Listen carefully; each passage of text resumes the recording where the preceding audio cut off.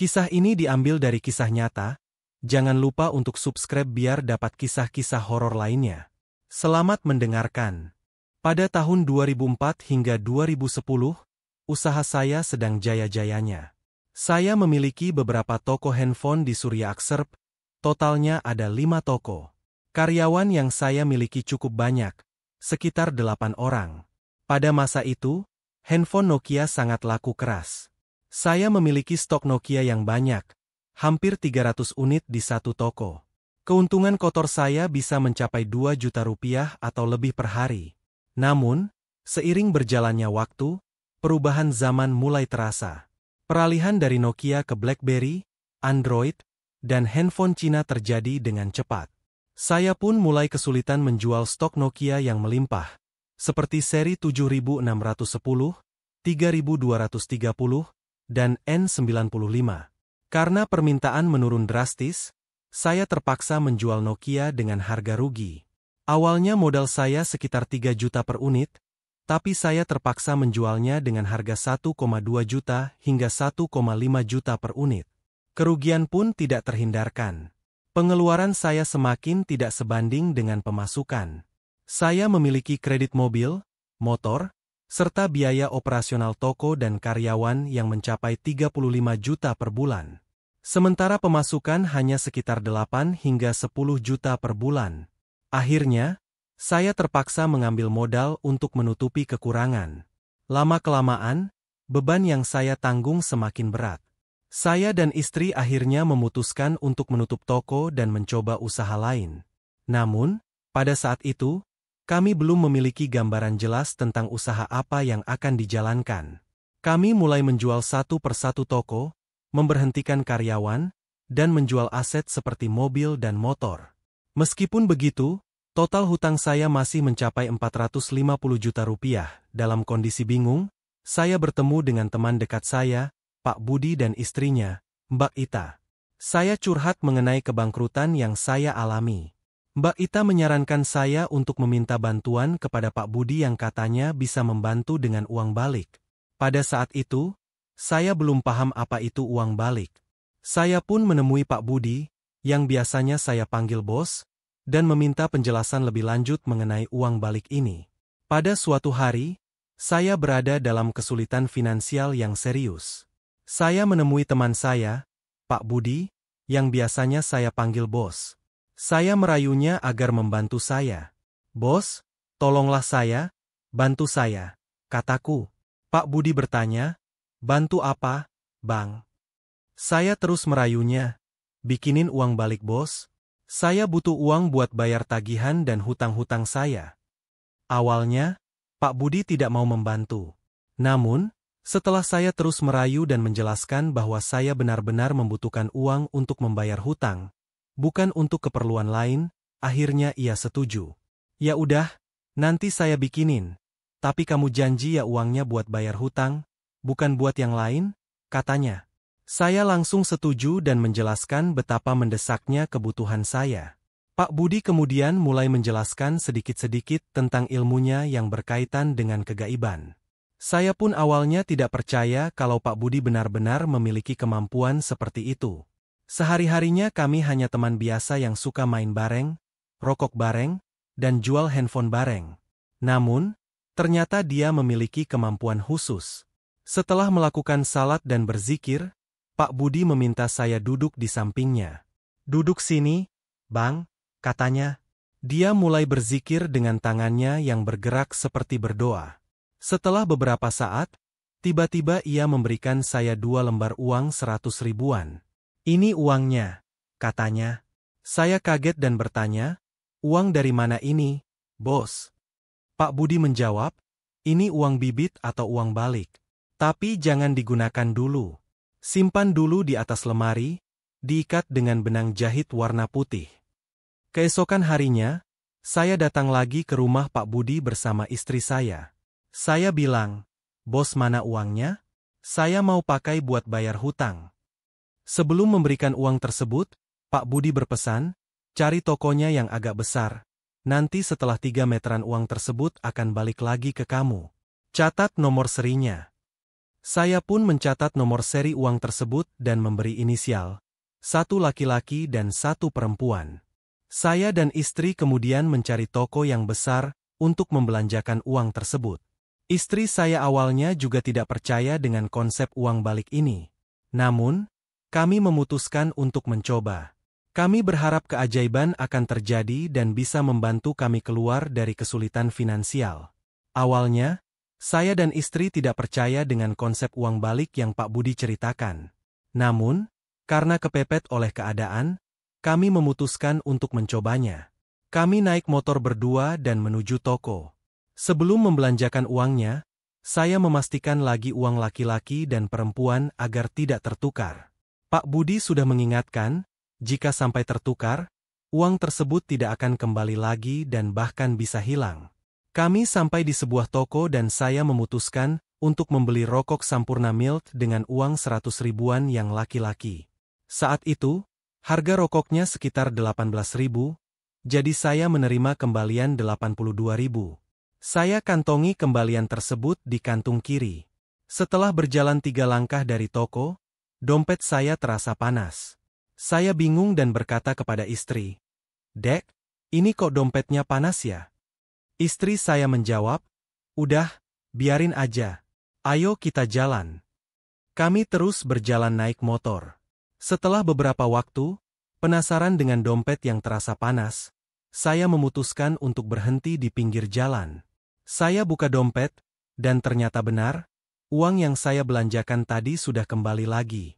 Saya tidak percaya dan mencoba lagi di toko lain yang lebih besar. Di toko kedua, saya membeli rokok yang sama, Sampurna Mild, dan mendapatkan kembalian lagi. Prosesnya sama seperti sebelumnya. Kembaliannya saya kantongi di kantung kiri. Hal ini berulang sampai toko ketiga, dan setiap kali, uangnya selalu kembali lagi. Namun, pada toko keempat, uangnya tidak kembali. Saya bingung dan tidak tahu harus bagaimana. Kemudian, Pak Budi menelepon saya dan berkata, "Bang, udah kamu pulang aja ke sini." Saya bertanya, "Bos, sebentar ini uangnya belum balik." Pak Budi menjawab, "Udah, itu uangnya udah saya tarik. Uangnya ada di rumah." Dengan penasaran, saya dan istri pulang ke rumah Pak Budi. Sesampainya di sana, Pak Budi menunjukkan uang yang ada di atas lemari. Saya memastikan nomor serinya dan ternyata benar. Nomor serinya sama dengan yang saya catat. Pak Budi lalu berkata, "Udah Bang, enggak usah diterusin, ini udah saya stop. Kamu cari cara lain aja." Saya bertanya, "Kenapa enggak dari awal aja, Bos, ngasih tahunya?" Pak Budi menjelaskan bahwa mungkin banyak toko yang dirugikan atau ada pertimbangan lain. Saya mengerti dan berterima kasih kepada Pak Budi atas bantuannya. Meskipun masih bingung harus bagaimana untuk membayar hutang tiap bulan. Akhirnya, Pak Budi memutuskan untuk menggabungkan kembali uang 100 ribuan tersebut. Saya masih tidak menyangka kalau Pak Budi memiliki ilmu seperti itu. Dia hanya menggenggam uang tersebut dan dalam sekejap uang itu hilang dari tangannya. Percaya tidak percaya, saya melihatnya dengan mata kepala saya sendiri. Seperti sulap, benar-benar seperti sulap.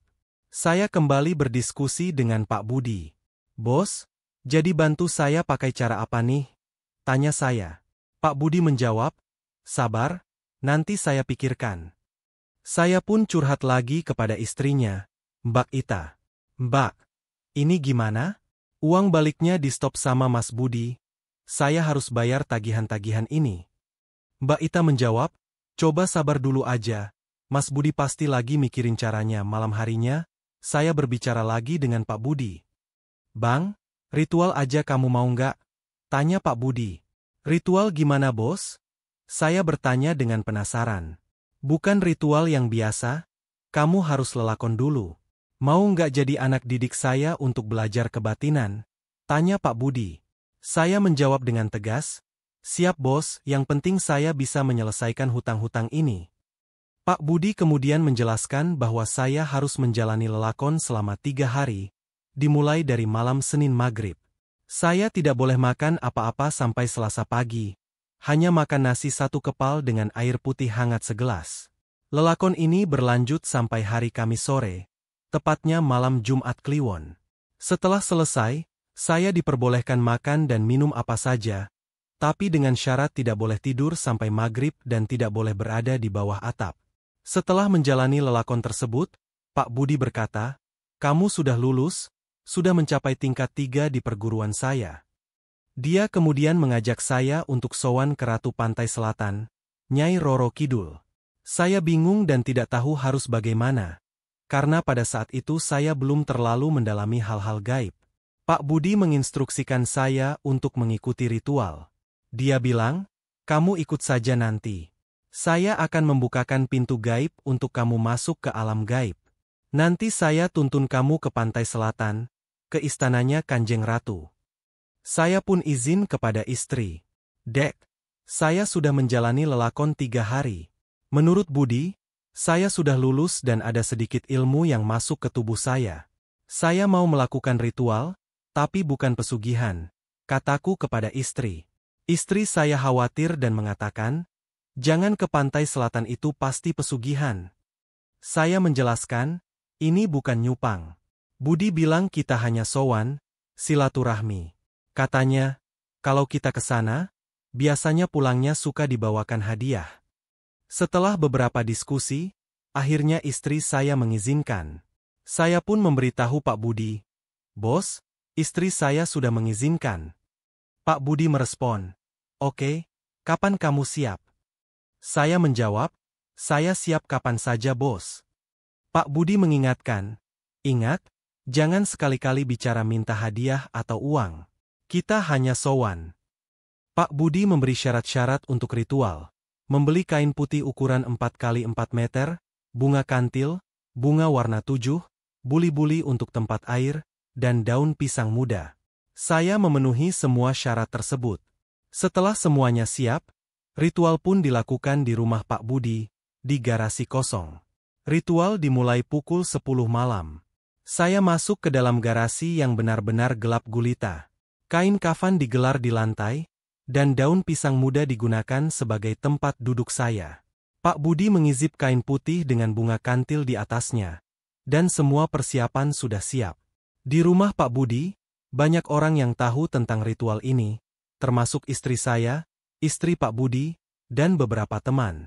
Saya masuk ke ruangan tersebut, dan pintu dikunci. Pak Budi mendampingi saya untuk membuka jalan menuju Istana Ratu Pantai Selatan. Pada pukul 10 tepat, Pak Budi mulai membacakan mantra sambil melakukan beberapa gerakan. Setelah itu, dia menotok pundak saya dan mengatakan, "Bang, tunggu saja, nanti ada yang jemput kamu." Saya bingung dan bertanya, "Yang jemput siapa, Bos?" Pak Budi hanya berkata, "Nanti kamu akan tahu sendiri." Sekitar 10-15 menit kemudian, saya mulai merasakan hawa dingin. Udara yang tadinya panas berubah menjadi sejuk seperti AC. Saat hawa sejuk datang, saya mulai berpikir, "Wah, ini kayaknya udah datang nih." Telinga saya mendengar suara kuda, dan di depan saya terlihat jelas ada delman yang datang. Kuda tersebut ditunggangi oleh para dayang-dayang. Semuanya cantik memakai kemben, mahkota, dan selempang hijau.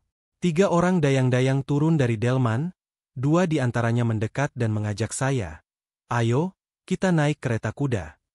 Saya merasa seperti raja saat naik kereta kuda yang dikelilingi oleh para bidadari.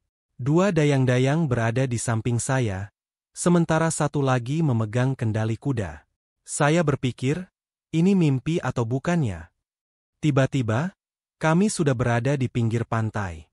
Begitu tiba di pinggir pantai, kami terus berjalan dan tiba di sebuah gerbang besar yang warnanya kuning. Meski kami seakan-akan berada di dalam laut, suasananya tidak seperti di laut. Kami bisa bernapas dan berbicara seperti biasa. Gerbang itu terbuka, dan saya melihat istana yang megah sekali dengan lampu-lampu yang indah dan karpet yang mewah. Saat pintu dibuka, saya disambut oleh beberapa dayang-dayang yang datang menghampiri saya. Mereka memperlakukan saya seperti tamu kehormatan. Di sebelah kanan, saya melihat tumpukan uang, dan di sebelah kiri ada emas batangan. Saya berpikir, ya Allah, istana ini begitu megah, hidup di sini pasti enak. Salah satu dayang berkata, "Aden, Sudah ditunggu sama Bunda. Pak Budi sudah memberitahu saya untuk memanggil Ratu Pantai Selatan dengan sebutan Bunda. Saya dipersilakan lewat untuk bertemu dengan Bunda di singgasananya. Kursi Bunda sangat tinggi, dan dia tampak sangat cantik dengan kulit mulus, memakai mahkota, selendang hijau, dan kain batik lurik hijau. Saya memberi salam, "Assalamualaikum, Kanjeng Ratu." Dia menjawab, "Waalaikumsalam. Silakan duduk, Aden." Saya duduk dan merasa seolah-olah dikawal oleh hawa batin dari Pak Budi yang masih terasa mendampingi saya. Saya mulai berbicara dengan Bunda Ratu. "Bunda, saya datang ke istana ini untuk sowan. Saya baru selesai menjalani lelakon kebatinan Kanuragan. Tujuannya agar di dunia nanti, saya tidak diganggu oleh makhluk halus." Bunda Ratu menjawab dengan bahasa Indonesia yang sangat bagus. "Iya, iya. Saya mengerti." Saat saya melihat ke belakang singgasananya, saya melihat ada kain yang menutupi sesuatu. Saya bertanya, "Bunda, itu kenapa ditutup?" Bunda Ratu menjawab, "Itu para budak saya." Dengan penasaran, saya meminta izin. "Bunda, boleh saya lihat?" Bunda Ratu mengizinkan. "Silakan, Aden." Saat saya melihat ke belakang singgasana, saya terkejut. Astagfirullahalazim, saya melihat sesuatu yang menyeramkan. Ada yang berbentuk seperti babi dan makhluk lainnya yang mengerikan. Saya bertanya kepada Bunda, "Bunda, itu kok banyak orang-orang yang diikat?" Bunda menjawab, "Mereka adalah budak-budak saya, Aden. Mereka adalah orang-orang yang sudah menyupang dan melanggar perjanjian. Saat menyupang, mereka membuat perjanjian untuk berapa tahun dan berapa uang yang mereka mau. Setelah masa kontraknya habis, mereka diambil dan dijadikan budak di sini." Mendengar itu, saya merasa sangat takut. Pemandangan di sana benar-benar menyeramkan. Banyak sekali budak yang terikat, dan itu membuat saya merasa ngeri. Saya kembali berbincang dengan Bunda selama hampir 2 jam. Sambil mengobrol, saya melihat keindahan dan kemegahan istana Bunda, tumpukan uang, dan emas yang berlimpah. Saya takjub melihat semua itu. Setelah menikmati hidangan yang disediakan, saya pamit pulang kepada Bunda. Sebelum saya pergi, Bunda bertanya, "Mau saya bawakan hadiah tidak?" Saya teringat pesan guru saya yang mengatakan untuk tidak meminta apa-apa. Jadi saya menjawab, "Bunda mau memberikan apa saja, insya Allah saya terima. Saya tidak meminta apa-apa. Apapun yang Bunda akan kasih, saya akan terima." Bunda pun berkata, "Baiklah, nanti saya bawakan oleh-oleh." Bunda memanggil salah satu dayang-dayangnya untuk mengambilkan sesuatu. Dayang tersebut membawa kain hijau yang sudah dibungkus. Bunda menyerahkan kain itu kepada saya. "Ini ada oleh-oleh dari Bunda untuk kamu. Tolong kamu terima." Saya menerimanya dengan senang hati. "Insya Allah, Bunda. Terima kasih atas oleh-olehnya." Saya diantar oleh Bunda sampai ke pintu gerbang yang besar. Naiklah saya ke kereta kuda, dan saya berpamitan. Setelah itu, saya diantar pulang oleh 3 dayang-dayang yang sama di kereta kuda tersebut. Dalam perjalanan, saya melihat ikan-ikan dan terumbu karang, serta rumput-rumput di dasar laut. Anehnya, kami tidak bertabrakan dengan mereka, seolah-olah kami melayang melalui air. Setelah naik kereta kuda tersebut, saya sampai di permukaan pantai dan kemudian diantar kembali ke ruangan tempat saya tadi duduk. Begitu sampai di ruangan, dayang-dayangnya pamit, "Aden, saya sudah antarkan Aden ke tempat semula. Ini oleh-oleh Aden, jangan lupa dibawa." Saya mengambil hadiah dari Bunda dan turun dari kereta kuda. Tak lama kemudian, kereta kuda tersebut hilang. Saya merasa seperti berada di antara sadar dan tidak sadar. Ketika saya melek, oleh-oleh dari Bunda tidak ada di tangan saya, seperti fata morgana. Begitu tersadar, saya masih merasakan hawa dingin dan wangi di ruangan tersebut. Saya pun mengetuk pintu. "Bos, bos, bos," panggil saya. Budi membuka pintu dan bertanya, "Bang sudah kembali? Ketemu sama Bunda?" Saya menjawab, "Iya, bos. Orangnya cantik, istananya megah." Saya menceritakan pengalaman saya kepada Budi. Budi bertanya, "Terus, bagaimana di sana?" Saya menjawab, "Saya dibawakan kain, tapi kainnya tidak ada. Hadiahnya tidak ada. Ruangan masih gelap." Budi kemudian menyalakan lampu dan memanggil teman-teman, istri saya, dan istrinya. Kami membuka kain putih yang ada di ruangan tersebut. Ketika kain dibuka, terlihat ada uang 100 ribuan dan 50 ribuan yang tersebar di sana-sini. Semua orang melihat dengan mata kepala sendiri tanpa bantuan ilmu gaib. Saya penasaran dengan uang tersebut, jadi saya mulai mengambilnya. Setiap kali saya mengambil uang 100 ribuan, ada lagi dan ada lagi, seperti tidak habis-habis. Budi akhirnya menghentikan saya. "Stop, Bang. Jangan diambil semua. Saya mau tahu dulu berapa sebenarnya hadiah yang diberikan." Budi masuk ke ruangan tempat saya tadi ritual selama sekitar 15-20 menit. Ketika keluar, dia berbicara di depan kami semua. Uang tersebut sebenarnya bernilai 3,5 miliar rupiah, tetapi belum semuanya wujud. Itu sebabnya uang tadi masih tersebar. Jumlah yang kamu ambil tadi adalah 3.500.000 rupiah, dan sisanya masih ada di kain putih tersebut. Saya bertanya, "Bos, ini akan ada efek sampingnya tidak?" Budi menjawab, "Tenang saja, Bang. Tidak ada efek sampingnya. Kamu bukan pesugihan dan tidak meminta apa-apa. Jadi aman." Saya merasa lega dan berterima kasih kepada Budi. Setelah itu, uang tersebut saya gunakan untuk kebutuhan sehari-hari. Beberapa hari kemudian, saya kembali ke rumah Budi untuk memastikan tentang uang tersebut. "Bos, semalam kan dibahas uang ini akan jadi 3,5 miliar. Bagaimana selanjutnya?" tanya saya kepada Budi. Saya bertanya kepada Budi, "Bos, ini gimana caranya supaya uang ini bisa wujud semua? Katanya uang ini ada 3,5 miliar. Kenapa belum wujud semua?" Budi menjawab, "Namanya juga proses, Bang. Orang kerja juga pasti ada capeknya." Saya coba tanyakan lagi malam itu. Budi masuk ke ruangan untuk menembus alam gaib lagi untuk memastikan uang tersebut dan mencari tahu kenapa uangnya belum wujud semua. Setelah sekitar 20 menit, Budi keluar dan bercerita, kalau ingin uang itu wujud semua, ada syaratnya.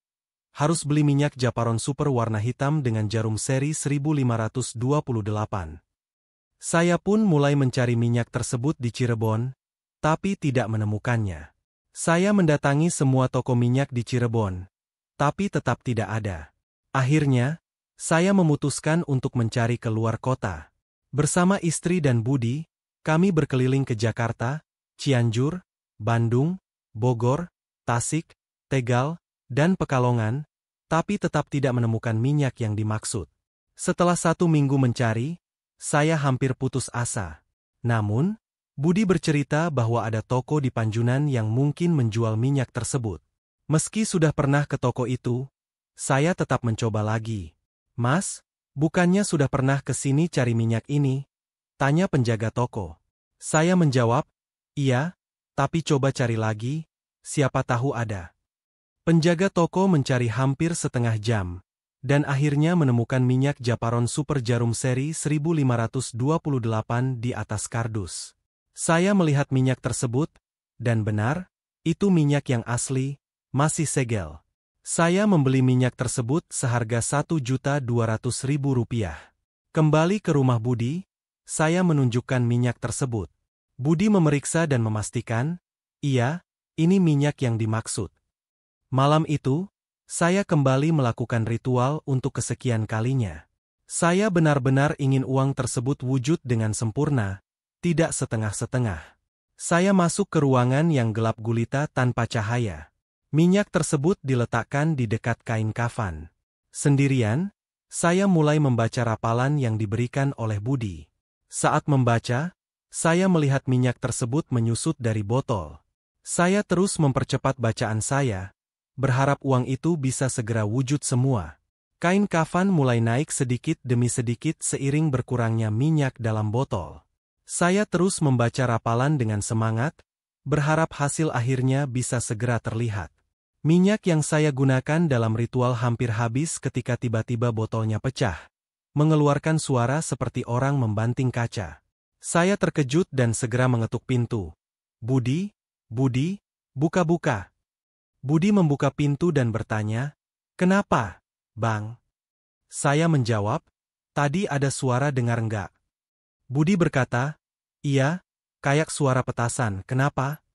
Kami menyalakan lampu dan melihat bahwa botol minyaknya pecah.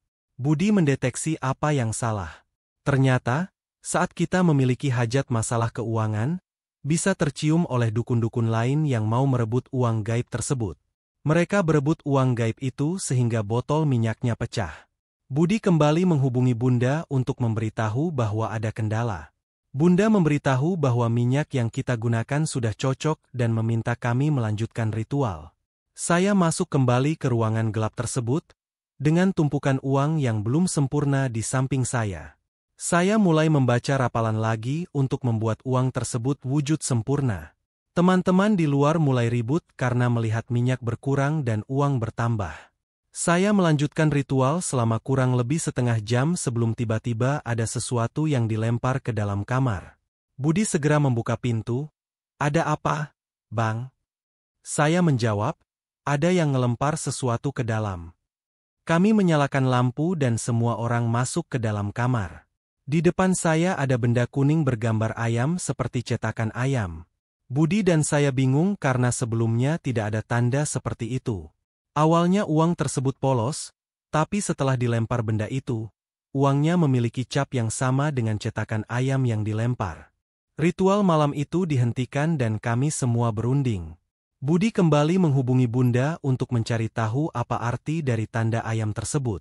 Ternyata, itu adalah pertanda bahwa kami, teman-teman yang ada di sana, ribut tentang pembagian uang sehingga Bunda meminta tumbal. Kami semua berunding dan memutuskan untuk tidak melanjutkan ritual, karena tidak ada yang mau menjadi tumbal. Uang yang sudah wujud dengan cap ayam tersebut kami ambil. Jumlahnya sekitar 5 juta rupiah hingga 20 juta rupiah. Uang tersebut memiliki cap yang sama dengan yang dilempar ke saya. Budi kemudian menghubungi Bunda lagi untuk memastikan bahwa uang yang sudah wujud bisa digunakan tanpa ada efek samping. Bunda mengonfirmasi bahwa uang tersebut bisa digunakan. Saya menggunakan uang tersebut dan membaginya dengan teman-teman. Alhamdulillah, sampai saat ini saya sehat walafiat dan tidak mengalami masalah apa-apa.